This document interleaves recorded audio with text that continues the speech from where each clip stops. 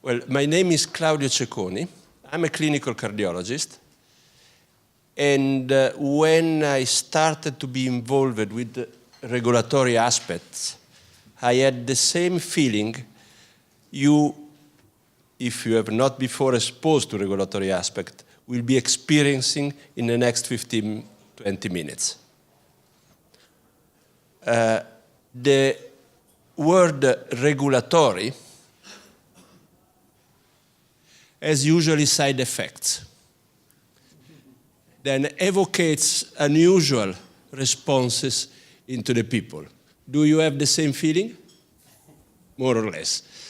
I will try to convince, I will do my best, and I hope I will succeed, that even if you are not interested in regulatory aspect, to know the framework we have to work in is extremely useful, even if you will be doing more experimental research. I understand some regulatory aspects are regulations, so may sound less exciting than the design of a trial. But to know why we do a trial is a good idea in order to have and to reach the target of our aims. Can I ask you, how many of you are working in the private industry? Can you raise your hand? And who of you is working in an academic environment? So there is more people from the industry. Do those working in the industry have a relationship with the regulatory office of your company? You do. The few working in the academic environment have some idea of what regulatory agencies do? It seems not. This will be my scope in the next 30 minutes. First of all, what does it mean, regulation, and what it is the scenario of regulatory agencies? Since we have three ways to have a drug in the market in Europe. Centralized procedure, that is European Medicinal Agency, mutual recognition, and decentralized procedure. Please follow me. It is useful to understand the scenario. What does it mean, centralized procedure? That a company, the holder of the product, applies to EMA in order to have the marketing authorization. That means the possibility to sell under specific condition a certain drug in Europe as a medicinal product. This will regulate all the aspects of the utilization of that given compound.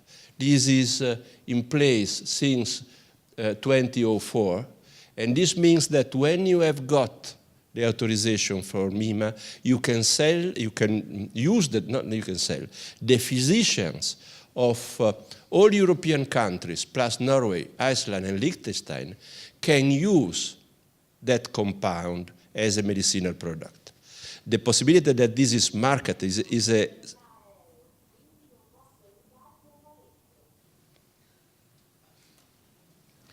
regulatory aspects usually does this thing.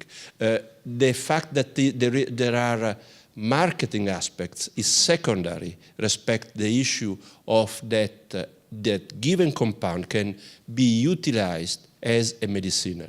This is actually the most important aspect. How long does it take? Usually the evaluation, once the dossier is sent, usually takes 6 months. And in 6 months, unless there are specific issues, everything has to be over. The dossier and the evaluation finished, and the committee, CHMP, Committee for Human Medicinal Products, that are representatives of the single states, vote for the dossier to be approved or not. And the medicinal can be introduced in Europe under the conditions specified for the compound.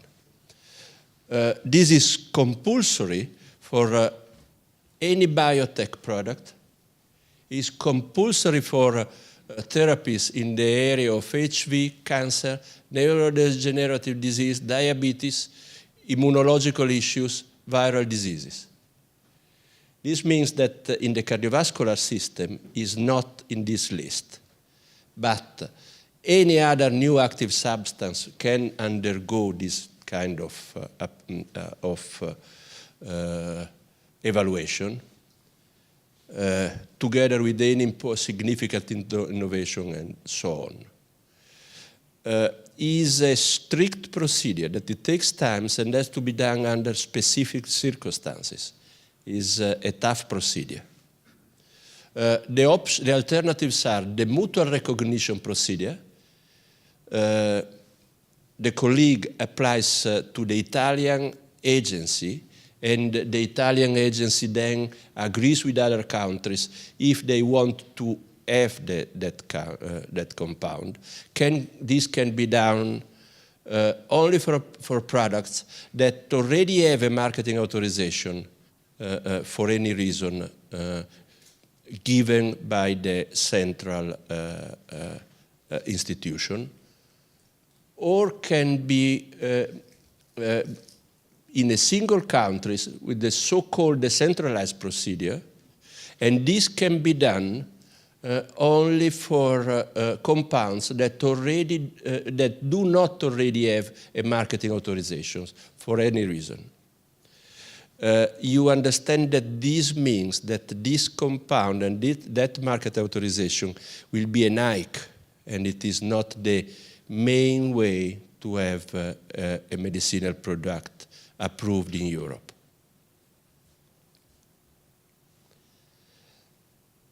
How to implement experimental research into the framework of the regulator is not a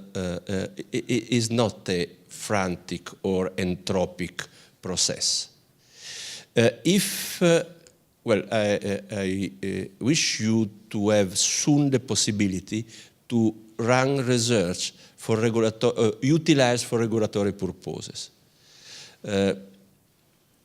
Any clinical research can be part of a clinical dossier, but the data have to be produced in a certain way and with certain procedures and specific aspects. This will take the most part of what I will be talking with you this morning. I apologize if sometimes it will be a list of things, but I will try to communicate the reason this is. As I told you, it is not a free process. EMA releases notes of guidance or guidelines on how to conduct research that can be used in a clinical dossier for regulatory purposes. This is strictly regulated, are usually updated, and you can have access, if you have interest, to the EMA website and download the specific note of guidance for the specific field you are interested in. Just a few examples. The previous was the note of guidance for acute coronary syndrome. I will use the case of coronary artery disease and the case of heart failure to make the examples of how is implemented the policy for conducting research for this purpose. As I anticipated, there are notes of guidelines, or the sponsor, the major application holder, that is usually the sponsor, can address the agency to have scientific advices that then have to be followed. So how the case for ischemic heart disease? First of all, one cannot have a marketing authorization for everything. You understand what I mean? The marketing authorization will be, for instance, for acute coronary syndrome, and think the case of an antiplatelet agent. or a thrombolytic agent, and whatever you like. One can have the case of chronic stable angina. And I call your attention on how the process of rules for regulatory purposes are in some way a mirror of what the guidelines usually say. Guidelines, clinical practice guidelines, there is no strict relationship between the documents from the regulatory agencies and the documents from a scientific society. But you will find that actually, as both are based on evidence-based medicine, have the same framework, the same grounds for the implementation. So two distinct categories, chronic stable angina and acute coronary sinus. Just to make an example with something that will be useful in a moment. Can you tell me, do you know, it's not a question, it's just to have some interchange, how many anti-anginal compounds are authorized to improve outcomes in stable coronary artery disease? In stable coronary, how many, if one or more are licensed, are authorized for improving prognosis in stable coronary artery disease? I am provocative. Keep this, don't provide me with the answer. Keep your answer in your mind. We will come during these few seconds. Let's see the case of both. The compound will be authorized with for a specific claim. So if the marketing authorization is asked for the claim of reduce or improving prognosis, now I'm talking about acute coronary syndromes, so the agency, the EMA, sees mortality, cardiovascular mortality, major adverse coronary events, reinfarction, sudden death, as possible, different, distinct endpoint. If you think to include revascularization as possible endpoint in a dossier, this is not usually accepted by the agency.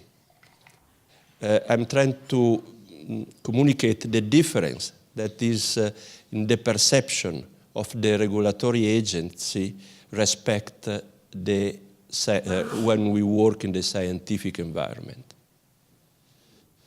So only precise, well-defined, adjudicable events without major problems in adjudication are usually authorized. And only verified endpoints are allowed.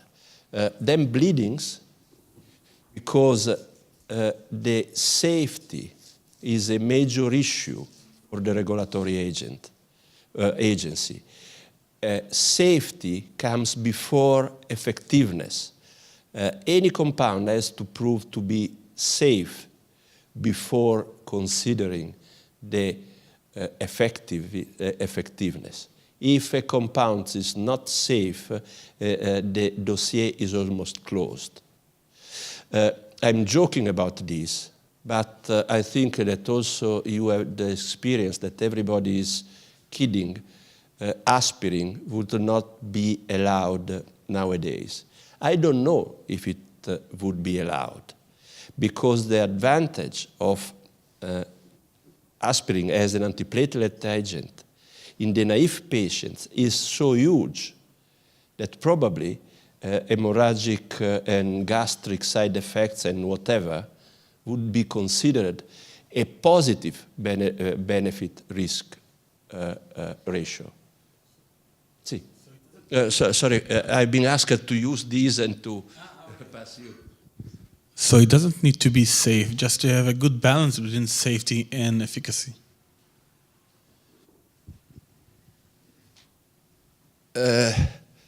safe means that the risk for the patient is not exceeding or making any alarm. Can I make an example?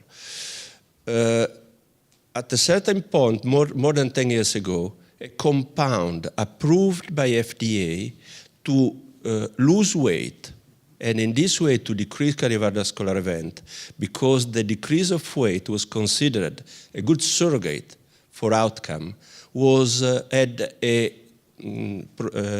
temporary authorization in Europe, but an outcome trial was asked.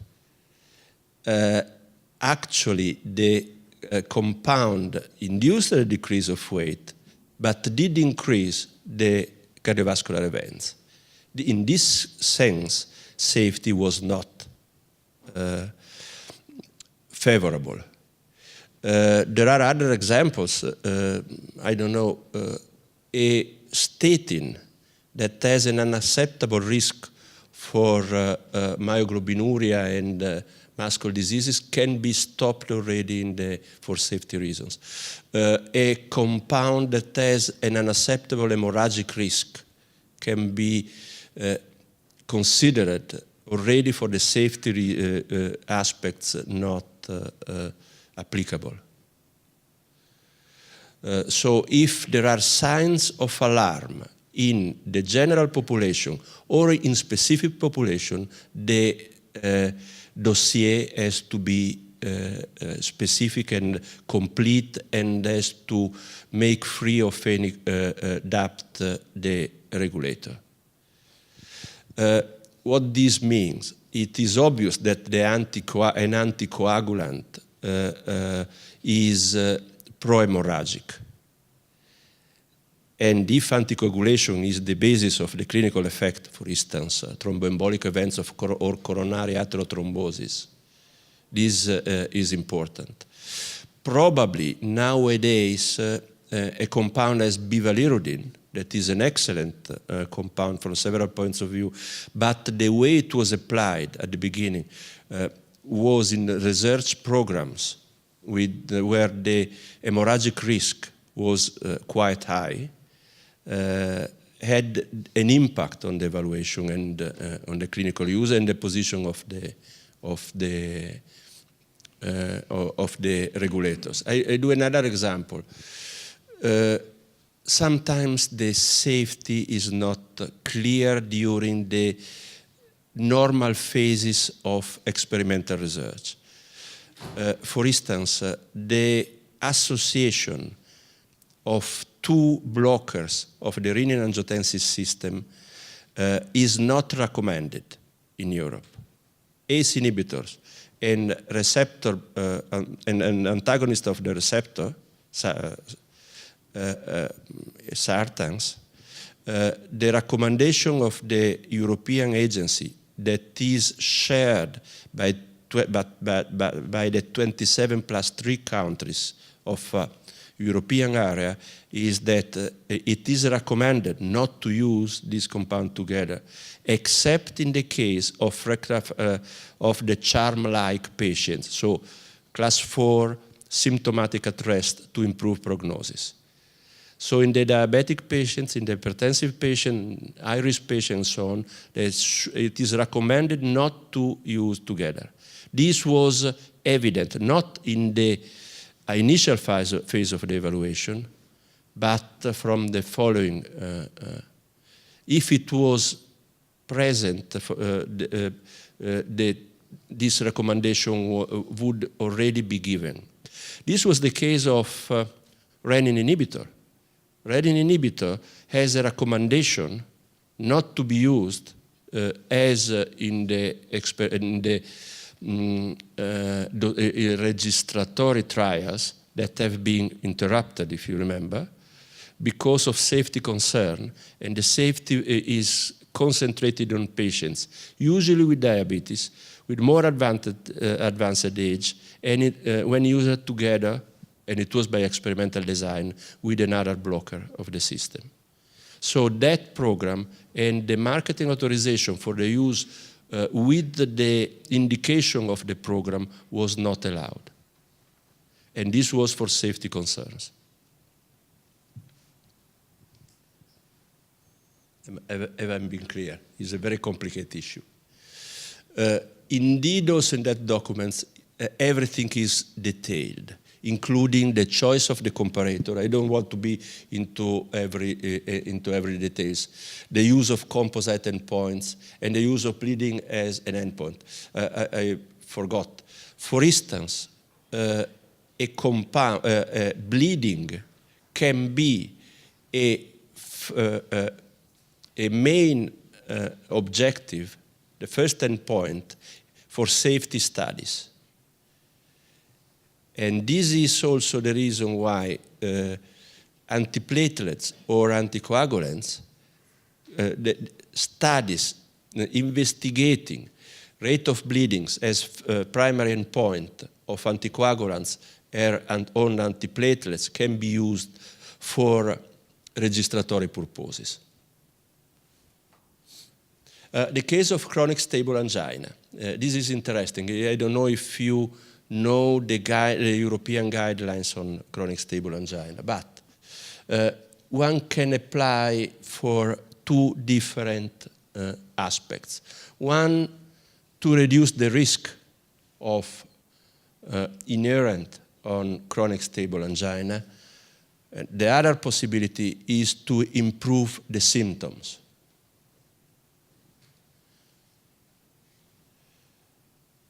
And the case, for instance, of lipid-reducing agents is paradigmatic. Every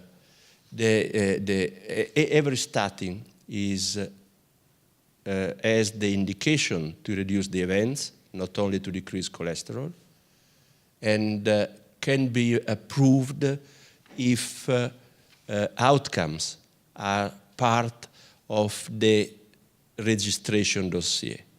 I make an example. 4S study has been accepted as a trial and is part of the marketing authorization of that statin. Evolocumab and alirocumab are registered in Europe to reduce cholesterol. As far as I know, even evolocumab that already has the outcome trial has not already given the marketing authorization for reducing the endpoints. And this probably, I can imagine that the dossier is under evaluation in this very moment. The study was presented, if I'm correct, in March, So more or less the times are there. Time to prepare the dossier that is time consuming. The 6 months to evaluate the dossier, and then the final decision by the Committee for Human Medicinal Products. And the same can be for blood pressure reducing agents. The case of it's also for secondary prevention studies. There are 2 ACE inhibitors that have outcome trials to reduce the outcomes in high-risk patients. And this is one after the HOPE trial and one after the Europa trial, both in subjects with high-risk profile. To answer your question, there is no compound licensed in Europe with the claim to reduce, no anti-anginal compound with the marketing authorization with the claim of reducing cardiovascular morbidity or mortality in a patient with stable coronary artery disease. There is the usual assumption that, for instance, beta blockers improve outcome. There is not a single study showing that a beta blocker is able to improve prognosis in stable coronary artery disease. Simply, studies are not there. But the indication for anti-anginal compounds is to decrease the ischemic burden. And usually the endpoints are the usual: EKG, myocardial perfusion, Holter monitoring, stress echo. Well, stress test is usually the most commonly used. Any parameter that is possible to be measured quantitatively can be utilized. They have to be coherent. I think I have also to increase a little bit the speed. The studies have to be conducted against placebo or standard therapy. Everything is coded in the system. And I'm going to briefly show you an example of a research program that has led to the registration of a compound. This is, I think, the last anti-anginal product that has been authorized for the market. This is for those of you that are not familiar with Ivabradine, it is able to decrease heart rate by inhibiting a current in the sinus node of the heart. This is the very first study. It is the dose-finding study. Short time, it's more 3 months here, 2 weeks of increasing dosage, then all the patient to the full dosage, and then open. These are the results, I don't know in the detail, but just to see you that the dose effect response and that all of those had more or less the same behavior under the full dosage. And this is not the end point of heart rate reduction, but the end point of efficacy in terms of ischemic burden against standard therapy that at the time was atenolol. At the end, this was the result.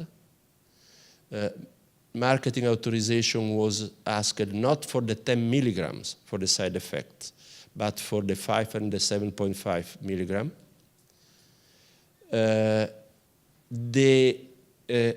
And was given as an anti-anginal agent. The company decided to undergo a major outcome trial. These two did not improve prognosis, so unfortunately, we do not have anti-anginal that improve prognosis. There are other aspects, but I do not have time. Briefing about heart failure. No question. There are two aspects that have to be taken. Acute heart failure, there is no compound specific for treatment of acute heart failure in general. And the problem is that these patients, the methodological problem is that these patients have to be enrolled early enough during the course of the acute event in order to be representative of the story of the disease.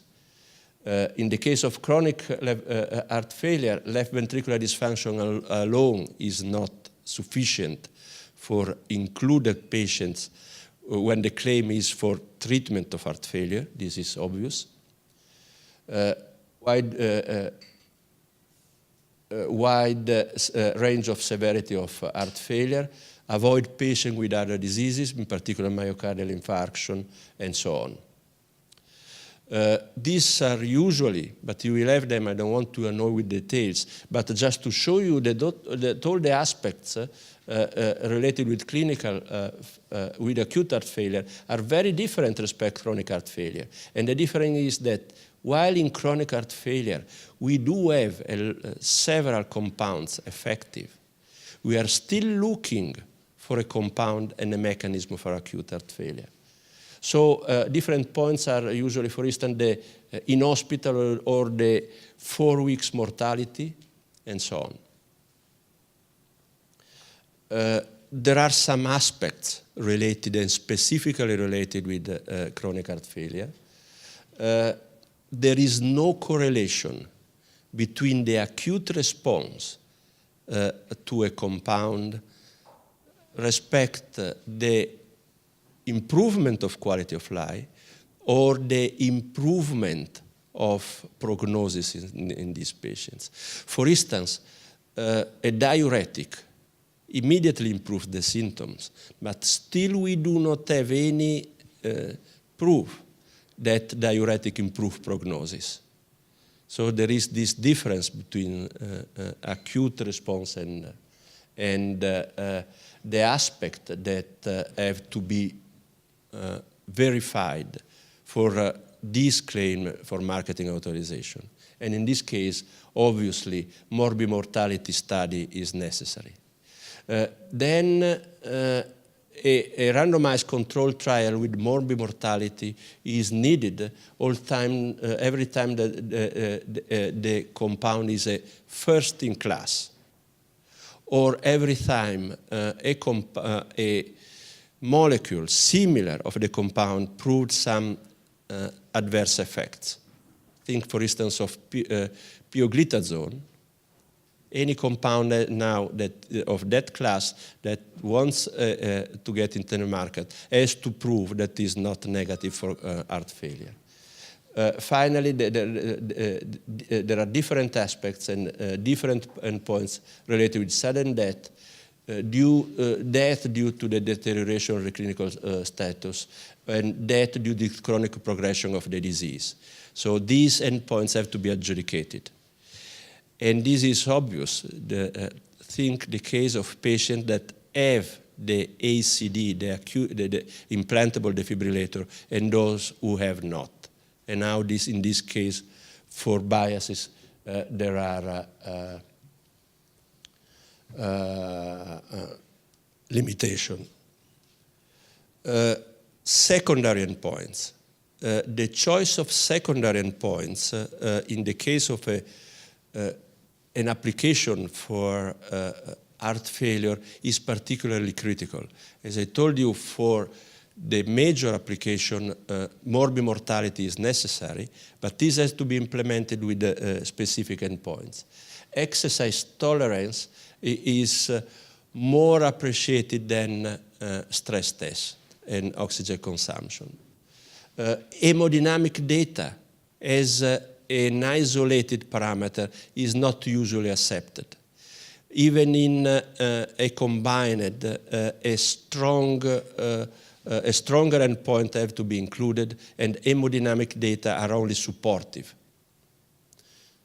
Neuroendocrine status, again, same case, only supportive. Physical signs and renal function can be accepted as supported only again. Symptoms are useful, but only when they are coupled with stronger endpoints. For instance, dyspnea and hospital admission for worsening heart failure. Final aspect, what constitutes a meaningful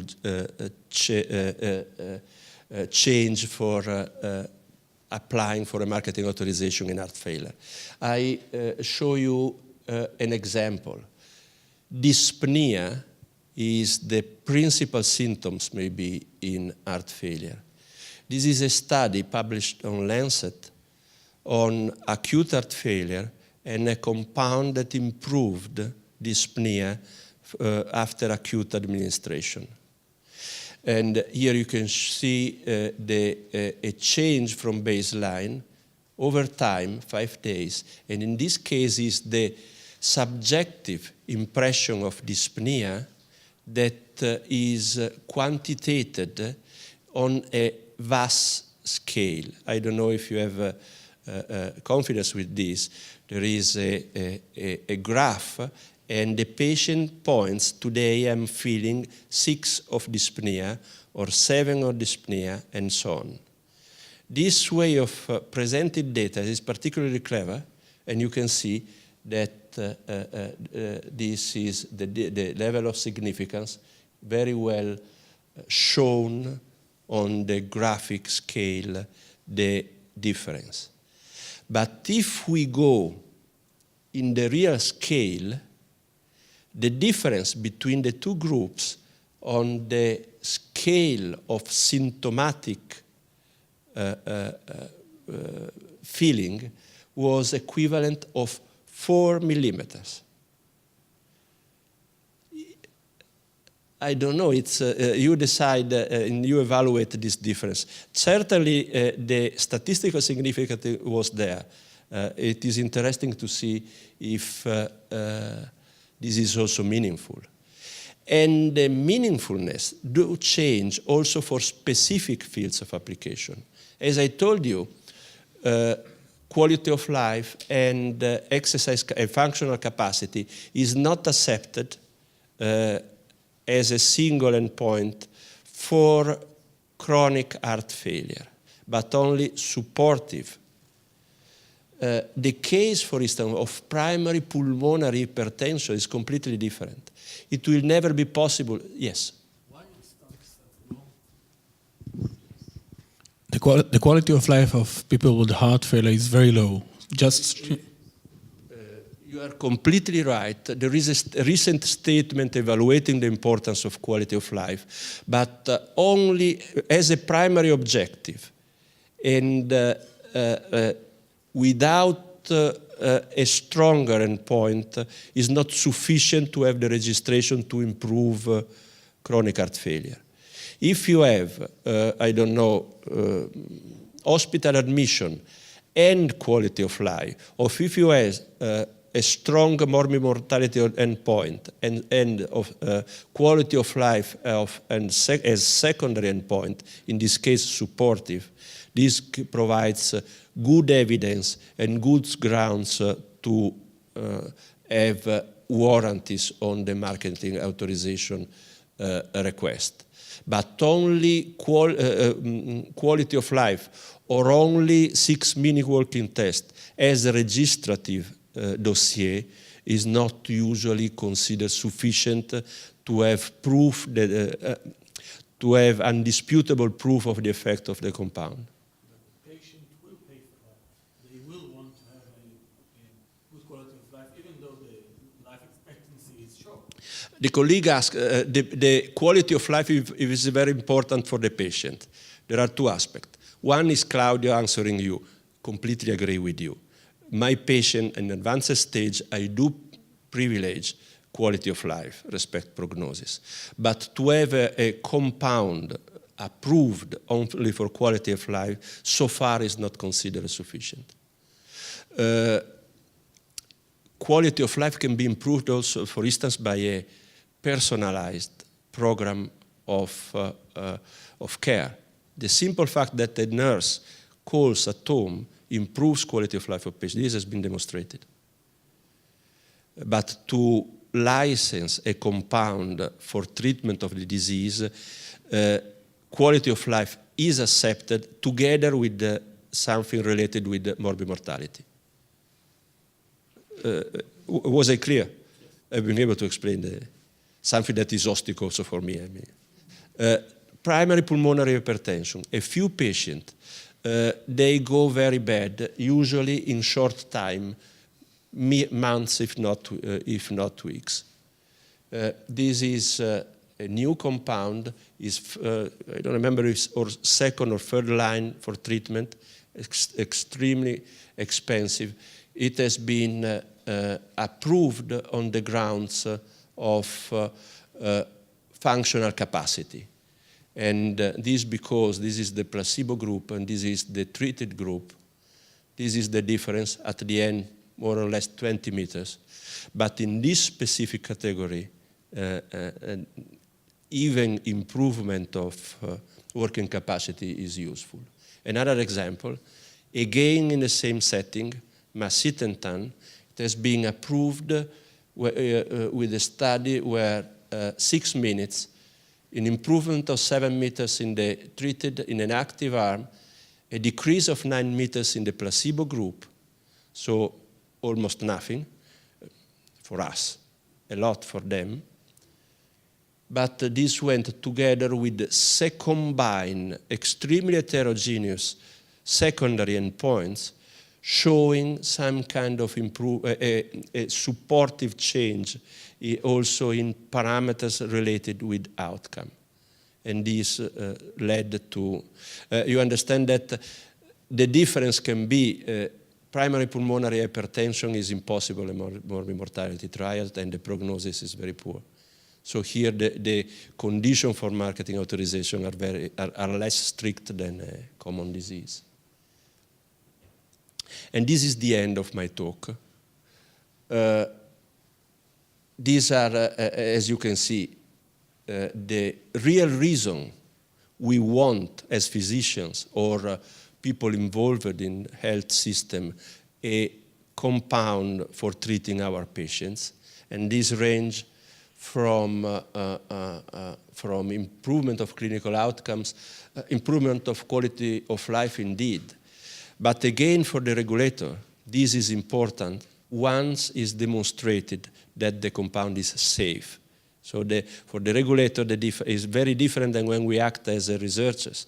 When we act as a researcher, we want an efficacy primary endpoint. For the regulator, the whole thing starts with the proof of the safety. Thank you for the attention.